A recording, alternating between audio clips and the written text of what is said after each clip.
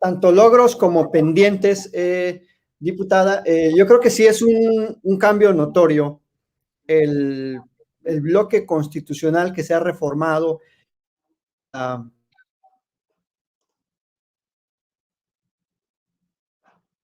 de Morena, digamos, la inmediata anterior, sí se nota pues una inclusión, por lo menos en el área de los derechos sociales, en ese cambio de enfoque de la política pública a Secretaría de Desarrollo Urbano a cargo de Román Meyer. Y sí, como tú dices, efectivamente esa secretaría era como una representante de corporaciones inmobiliarias. Y ahora, pues bueno, está construyendo bastante obra pública, sobre todo en lugares, diputada, en donde no llegaba la obra pública, en zonas marginadas, en donde hay pobreza, hay falta de acceso a los servicios, y en todo el territorio nacional. Esa descentralización también muy deseable y muy necesaria. Creo que ese es uno de los logros no tan cacareados. Sí, y hago una pequeñísima intervención, ¿qué nos pasó a nivel nacional? No nada más con la Secretaría Federal en este aspecto, sino a nivel de gobiernos estatales y gobiernos locales. Todas las áreas de obra pública y de administración urbana estaban al servicio de las inmobiliarias y de las constructoras y fraccionadoras. Y esto que nos ocasionó en todas las ciudades del país un crecimiento desmedido en la forma en la que debían acrecentarse la densidad poblacional de nuestras ciudades, y además al crear nuevos fraccionamientos en zonas muy lejanas, en zonas donde estaban condenados al fracaso, solamente le dimos a la gente la oportunidad o lamentablemente el pésimo destino a que no contara ya con servicios de recolección de basura, servicios de alumbrado público, servicios de policía, de seguridad. ¿Por qué? Porque los fraccionadoras se daban los permisos y finalmente construían donde quisieran, todas las casas que quisieran, de 40 metros cuadrados, es decir, ya no había una política pues considerable de al menos 60, 70 metros cuadrados para una familia. Ya hay fraccionamientos de 40 metros cuadrados que para una familia de 5, pues eso es muy lamentable, y los estados y los municipios no tenían la capacidad para brindar los servicios a zonas tan alejadas y aún así daban los permisos. Entonces, tanto las secretarías como los gobiernos locales y los gobiernos estatales se volvieron pues espacios al servicio de las constructoras y lamentablemente los provocadores de que ahora todas esas construcciones estén convertidas en picaderos y en zonas de alta marginación y de alto índice delictivo.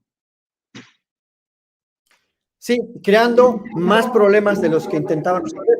Un colega aquí en la universidad está haciendo un proyecto de investigación al respecto de cómo ese crecimiento horizontal pues empobrece a la gente que compra su casita allá, pero empobrece las finanzas públicas porque el gobierno tiene que invertir en la creación de nueva infraestructura y desaprovecha la infraestructura existente en como centros culturales, deportivos, educativos, etcétera. Pero eso es un tema que da para un programa completo. Sí, y te agradezco que hayas ensanchado esta información, diputada. Bueno, ahora, los retos más acuciantes. Tú mencionabas la reforma electoral, la ley de la consulta pública, la revocación de mandato, y bueno, ¿qué ha pasado con la ley de revocación de mandato? ¿Por qué la oposición en la Cámara no quiere que se siga con el procedimiento?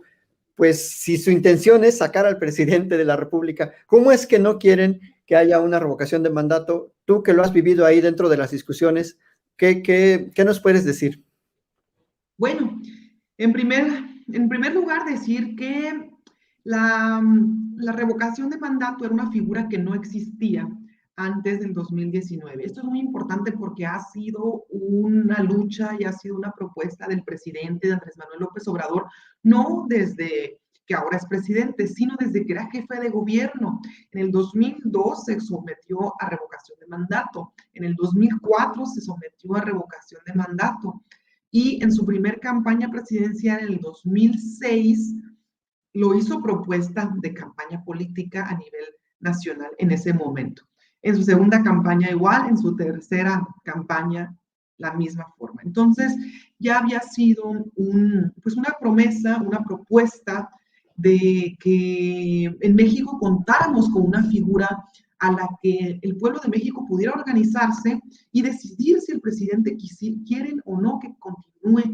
Yo les aseguro que, por ejemplo, que ahora que comentábamos el caso de nuestros estudiantes, de los 43 estudiantes, yo les aseguro que si en ese momento hubiera habido una figura legal que nos permitiera recabar firmas y someter a revocación de mandato a Enrique Peña Nieto en el 2014, en el 2015 hubiera tenido que dejar de ser presidente, porque es históricamente el presidente con la peor aprobación de la historia.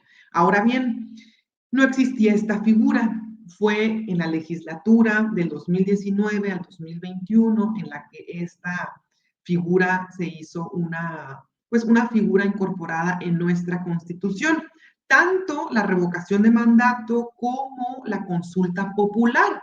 Y ahora acabamos de ver un ejercicio de consulta popular, el primero a nivel nacional en existir, perfectamente legal, porque a la oposición les molesta las consultas populares que se hacen en los estados y también les molesta las consultas populares que se hace ahora con el INE. Entonces, en una decían, es que no es legal esa consulta porque está fuera de los márgenes y de las legislaciones y de los reglamentos. Bueno, hacemos la consulta nacional popular, la primera en un ejercicio histórico democrático. Pues tampoco les gusta. Entonces, lo mismo sucede con la revocación de mandato. Lo que no les gusta es que el pueblo decida, lo que no les gusta es darle juego a los ciudadanos y las ciudadanas. Muy en ello promueven la democracia y la participación, pero no la decisión política. No les gusta la participación popular, pero es algo de clase, es decir, es una cuestión de discriminación de clase lo que hace la oposición al no querer que el pueblo de México participe en las decisiones. ¿Y cuáles son los argumentos de siempre? Tienen que participar los que saben, tienen que participar los expertos, los técnicos, tienen que decidir los que realmente conocen al respecto. Yo que soy de Mexicali, Baja California, viví una consulta popular organizada por el gobierno de México sobre la cervecería Constellation Brands, que la conocemos muy bien y que sabemos cuál fue su desenlace. El 70% de la población votó que no quería la cerveza, el 70%. ¿Por qué? Porque es un asunto de decisión, es un asunto de lo que la gente, los habitantes que viven en una comunidad, en una ciudad, en un estado, desean para su estado y con coyunturas específicas que suceden. No necesariamente se requieren a miles y miles de expertos, porque todos sabemos qué queremos para nuestra colonia, aunque no seamos un experto en alumbrado público, en calles, sabemos perfectamente qué es lo que necesita.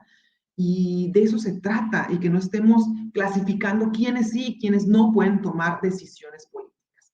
Y en el caso de la revocación de mandato, pues sabemos que la votó en contra PAN, PRI, PRD, no quisieron que se aprobara. Sin embargo, se aprobó el pasado 1 de septiembre. Nosotros fue la primera reforma que se votó en cuanto entramos a la legislatura. Terminamos a las 7 de la mañana esa discusión. Y sin embargo, en el Senado también la revocación de mandato, pues se encontraron convergencias para la aprobación de esa ley. Entonces, por fortuna, ya tenemos una ley aprobada, una ley reglamentaria de la reforma constitucional que se hizo en el 2019 y ahora ya estamos muy prontos a que sea una realidad y que en el 2022 se pueda celebrar. ¿Qué requiere para que se pueda celebrar? Igual que cualquier otra reforma que la solicite la ciudadanía. Es decir, estamos de cara ante un proceso en el que va a ser la primera vez en el que el presidente desea someterse a sí mismo a revocación de mandato. Sin embargo, quienes tienen que solicitar que se lleve a cabo el mecanismo tiene que ser la ciudadanía, el pueblo de México. Entonces, lo que procede es que se abra la solicitud, que se recaben firmas y que finalmente se lleve a cabo la revocación de mandato en el 2022, a lo que estamos plenamente seguros de que el presidente será ratificado en el 2022 y esperamos contar con un alta porcentaje de participación popular. Es muy importante decir que estamos dando pasos agigantados a una democracia participativa, a que nos hagamos la costumbre de participar para tomar las decisiones de nuestras colonias, de nuestras ciudades y del país entero. Sí, diputada, qué bueno que tema de la democracia participativa, porque detrás de la consulta popular, la revocación de mandato, está esa visión incluyente y plural del presidente López Obrador y también de todos ustedes, de los legisladores de Morena, para pues impulsar más participación social, porque tiene que ver, como tú bien lo señalas, con el sentido común. O sea, no se trata de analizar, por ejemplo, en el caso de la Constellations, que si